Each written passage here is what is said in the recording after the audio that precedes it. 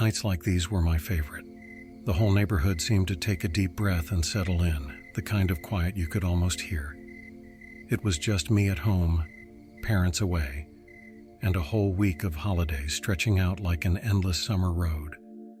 I was sprawled on the couch, the glow of the TV casting flickering shadows across the room. I remember thinking how the house felt different when it was just me.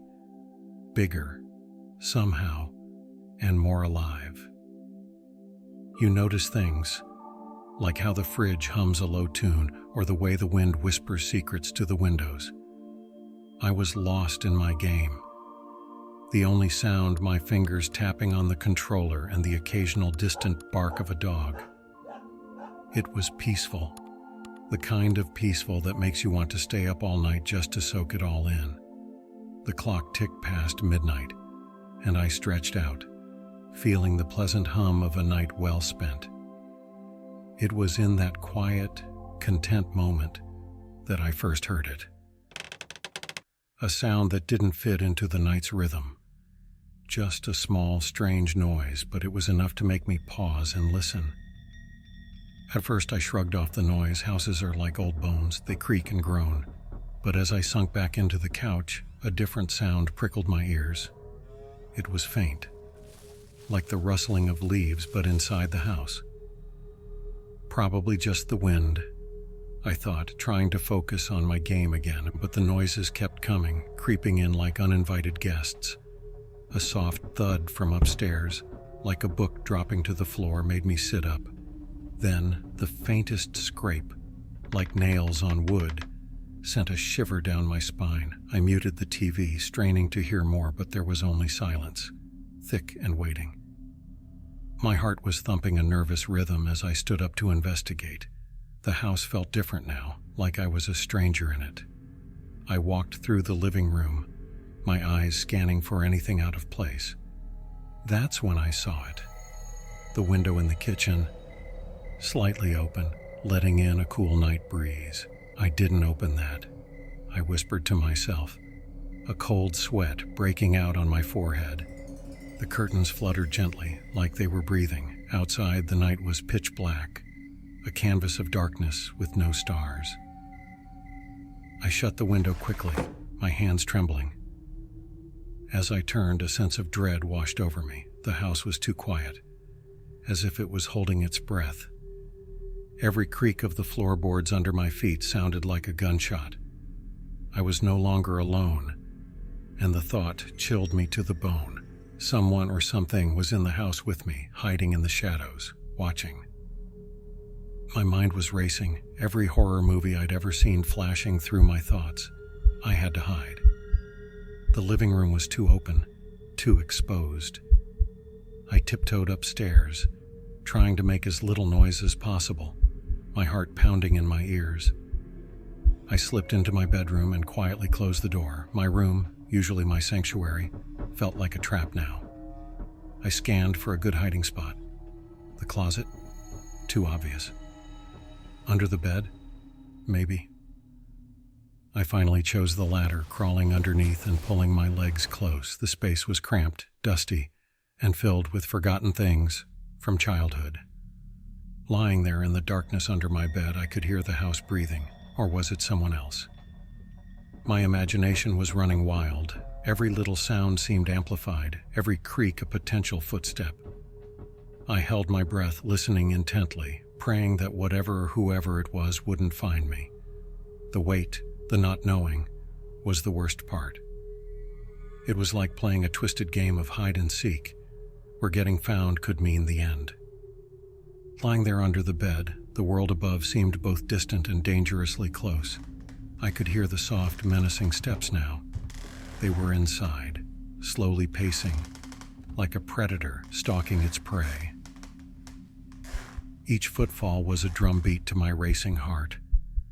I squeezed my eyes shut, trying to make myself invisible, insignificant. The steps got closer, pausing just outside my door. My breath hitched in my throat. The door handle turned slowly, a creaking sound that seemed to echo in the silent room. I could almost feel the presence of the intruder, a shadow looming just beyond my line of sight. Then the footsteps moved into my room. My safe haven had been breached. The intruder was mere feet away from my hiding place, their movements deliberate and searching. The air felt thick, charged with danger. I lay as still as death, every muscle tensed, ready to bolt if I had to. Time stretched out, each second a lifetime of fear. I was so close to being discovered, so close to an unknown fate that terror had me in a vice-like grip. Lying under the bed, my mind raced for a way out. Then it hit me, the old vent in the corner of my room. It was a tight squeeze, but it led to the attic. I waited, holding my breath until the intruder's footsteps moved away. This was my chance. Silently, I slid out from under the bed and crept towards the vent. My hands shook as I removed the cover, the metallic noise sounding deafening in the quiet room. I squeezed into the narrow passage, the dust and cobwebs clinging to my clothes. It was pitch black, and I had to move by memory and touch. Crawling through the tight space, I could hear the intruder's footsteps below, searching, always searching. My heart was pounding so loud I was sure they could hear it. After what felt like an eternity, I reached the attic. The small window there was my ticket to freedom. I pushed it open and climbed out onto the roof. The cool night air a sharp contrast to the stifling attic. I had escaped, but I was far from safe. The ground looked a long way down, and I had to find a way to get help without alerting my unwelcome guest. Perched on the roof with the first light of dawn creeping into the sky, I felt a mix of relief and fear. I'd made it out of the house, but I was far from safe. The early morning air was chilly, biting at my skin, a stark reminder of my vulnerable situation. I looked down at the street, quiet and empty. Jumping wasn't an option. It was too high. I had to find another way down. Slowly, carefully, I edged along the roof, looking for a lower section or a drain pipe I could climb down. My hands were trembling, my whole body on high alert. Then I heard a door slam below. The intruder was leaving. My heart leapt. This was my chance to get help. I slid down to the gutter and, with a deep breath, dropped to the ground. It was a rough landing, but I was okay. I sprinted to the nearest neighbor's house, not daring to look back. The police arrived soon after, but the intruder was gone, vanished like a ghost. I was safe, but the fear lingered. Who were they? What did they want? The questions echoed in my mind, unanswered. The invasion of my home, my sanctuary, left a deep scar. I knew then that some nights, some fears, never truly end.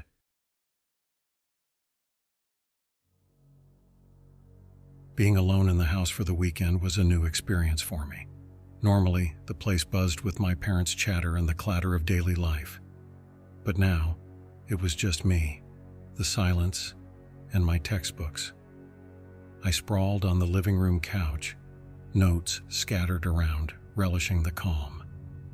It felt liberating, almost adventurous, like I had the whole place to myself. The house, with its familiar creaks and sighs, seemed to be keeping me company. I planned to catch up on my studies, maybe watch a movie later, just enjoy the peace. But as the evening wore on, the shadows in the corners grew deeper, and the silence felt heavier, almost weighting. I shook off a shiver, telling myself it was just the emptiness playing tricks on my mind. Just as I was getting into my study groove, a knock at the door jolted me. Who could it be at this hour? Curious, I paused, my heart doing a little skip. Peeking through the window, I saw a guy, probably in his 40s, looking a bit stressed. I opened the door cautiously, and he greeted me with a weary smile. "Hey there, sorry to bother you. My car's dead a few blocks down, and my phone's out of juice. Could I use your phone to call for a tow?" His voice was friendly, and he seemed harmless enough, just a traveler in a bind. I hesitated for a second, but then figured, why not? I let him in, thinking it was just a small act of kindness, nothing more. As the kettle whistled softly in the background, I poured us both some tea. The traveler, who introduced himself as Michael, seemed grateful for the warm drink.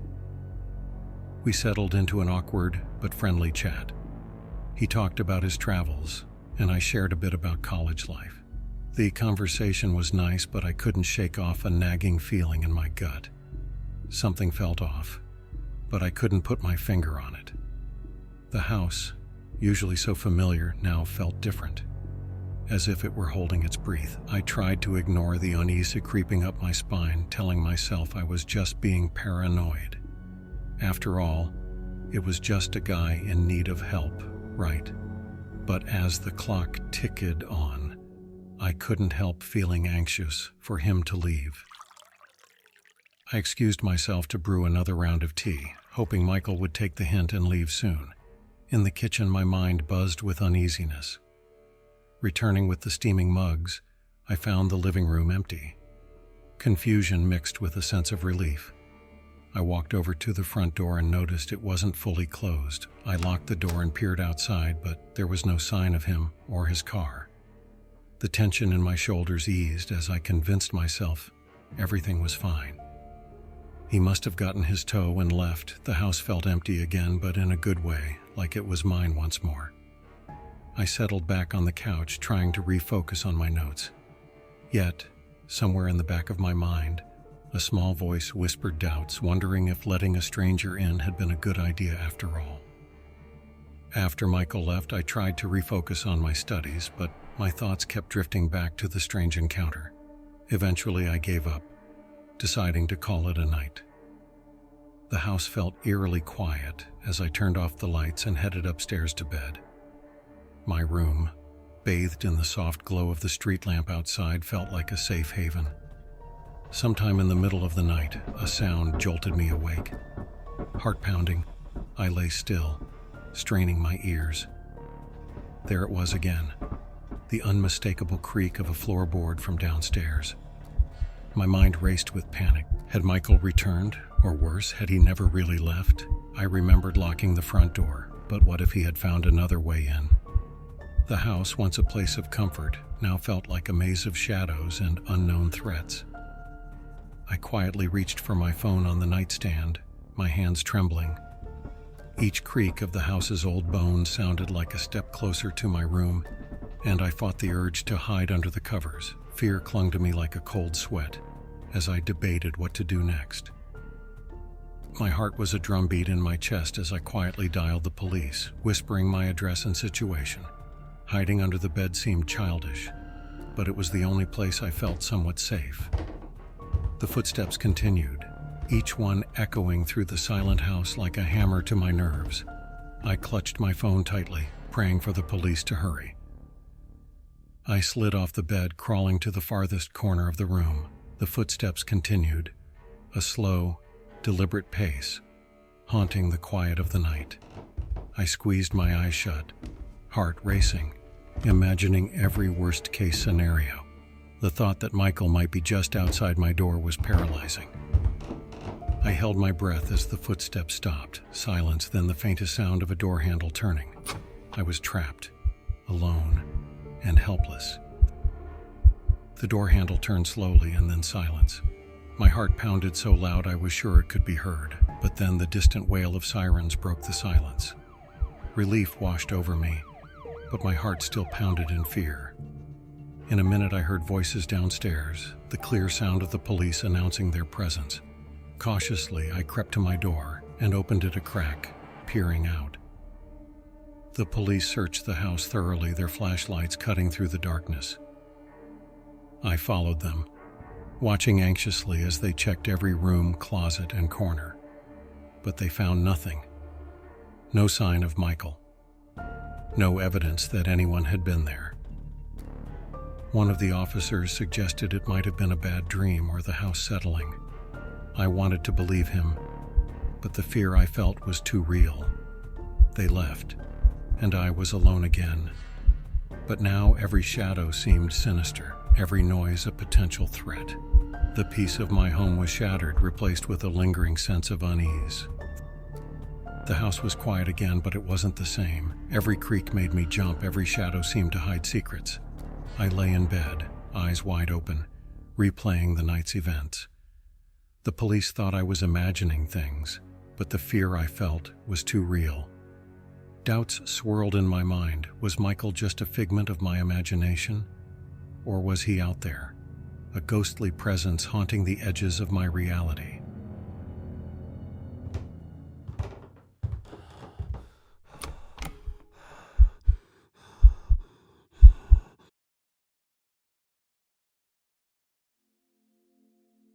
The night was mine, a peaceful sanctuary high above the city's endless hustle. I lounged in my apartment, a small but cozy place nestled among the towering buildings. From my window, the city lights twinkled like distant stars, a stark contrast to the darkened room where I sat, hunched over my laptop. Photos from my latest urban exploration trip filled the screen, each one a secret glimpse into the city's hidden corners. I loved this time, the stillness that came with night. It was when I felt most connected to the city, understanding its silent stories. The soft tapping of my fingers on the keyboard was the only sound, a soothing rhythm in the quiet. Occasionally I'd glance around, my eyes tracing the familiar contours of my space, the cluttered desk, the pile of books, the old camera resting on the shelf. It was a simple life, but it suited me. Lost in my thoughts and images, I barely noticed the hours slipping by, the night deepening outside my window, unaware of the disturbance that was about to shatter the calm. Just as I was settling into the night's quiet embrace, an abrupt knock at my door snapped me out of my reverie. Who could that be at this hour? I muttered, puzzled. The digital clock on my desk read 11:47 p.m., an odd time for visitors. I rose, stretching my stiff muscles, and ambled over to the door. Peeking through the peephole, my eyes met a hooded figure standing in the dimly lit hallway. His face was hidden deep within the shadows of the hoodie, adding an eerie anonymity to his presence.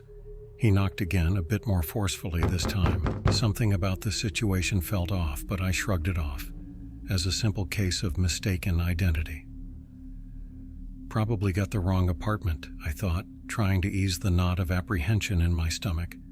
After a few more moments of uneasy waiting, the figure turned and walked away, his steps echoing faintly in the hallway. A wave of relief washed over me as I turned back to my world of photographs and solitude, dismissing the encounter as a minor, though strange, interruption to my night. Back at my desk, I tried to refocus on my photos, but the knock had left a faint echo of unease. I got up to grab a drink from the kitchen, hoping to shake off the feeling. That's when I noticed it. A shadowy figure outside on my balcony. My heart lurched. How did they get there? I thought, panic setting in. The balcony was too high for someone to climb easily, and I was sure I'd locked the door. Then it hit me. Maybe this intruder had seen the lights on, heard the faint sound of my music, and knew someone was home. A burglary attempt, perhaps, with the intruder thinking I'd be an easy target, lost in my world of screens and headphones. I turned off my monitor and music, plunging the room into darkness. Moving cautiously, I slipped into a hiding spot, hoping the intruder would think I'd left the room, or better yet, the apartment. Peering through a crack, I watched, heart pounding as the silhouette seemed to scan the room, a predator searching for its prey. Tucked inside the closet, I was surrounded by coats and old boxes, the air stale and close. Every sound seemed magnified in the cramped space. The soft creak of floorboards, the distant hum of city traffic, my own ragged breathing. I strained my ears, trying to pick up any movement from the intruder. The silence was suffocating, punctuated by the occasional distant car horn or siren. My mind raced with possibilities. What if they're here to rob me, or worse? The thought spiraled, each more unsettling than the last. I realized I didn't even have my phone with me. Great, Max. Really great. I chided myself silently. Minutes passed, or maybe it was hours. Time seemed to distort and stretch. I could feel the tension knotting in my shoulders, my legs cramped from being folded under me. The urge to peek out was overwhelming, but fear rooted me in place. I thought about every possible outcome, none of them particularly comforting. Then a new sound, the faint sliding noise of the balcony door. My heart leapt. Are they leaving or coming in further? I wondered. My breath caught in my throat. The uncertainty was maddening. After what felt like an eternity, the sounds outside the closet ceased. I waited, counting my heartbeats, daring to hope that the intruder had left. Mustering every ounce of courage, I slowly cracked open the closet door. My apartment seemed untouched, the eerie moonlight casting long, haunting shadows. I tiptoed out, every sense alert. Reaching my living room, I hesitated at the sight of the open balcony door, the cool night breeze wafting in. They were definitely here, I thought, a chill running down my spine. I edged closer, peering out into the night, half expecting to see the figure lurking there. But there was nothing, just the vast, sleeping city. I couldn't stay here, not now. Grabbing my phone from the table, I dialed the police with trembling fingers. My voice sounded foreign to my ears as I explained the situation in hushed, urgent tones. "Please hurry," I whispered, glancing around the dimly lit room, and I didn't wait for their arrival. I slipped out of my apartment, moving quietly down the hallway, my heart pounding in my chest. The familiar building felt alien now, every shadow a potential threat. As I descended the stairwell, the adrenaline coursed through me, each step taking me further from my breached haven. I found myself in the lobby, the bright lights jarring after the darkness of my apartment. The police arrived quickly, their questions sharp and focused. I recounted the night's events, my voice still shaky. They swept through my apartment, their flashlights piercing every corner. In the end, they found no one, but it wasn't all clear. Some of my stuff was missing. A camera, a few gadgets, nothing major, but enough to confirm it wasn't just my imagination. As the officers left, their assurances of safety felt hollow. The sun was starting to rise, casting a warm glow over the city, but it did little to ease the cold dread inside me. I stood in my now violated space, feeling exposed and vulnerable. The sense of security I had in my own home, my sanctuary, was shattered.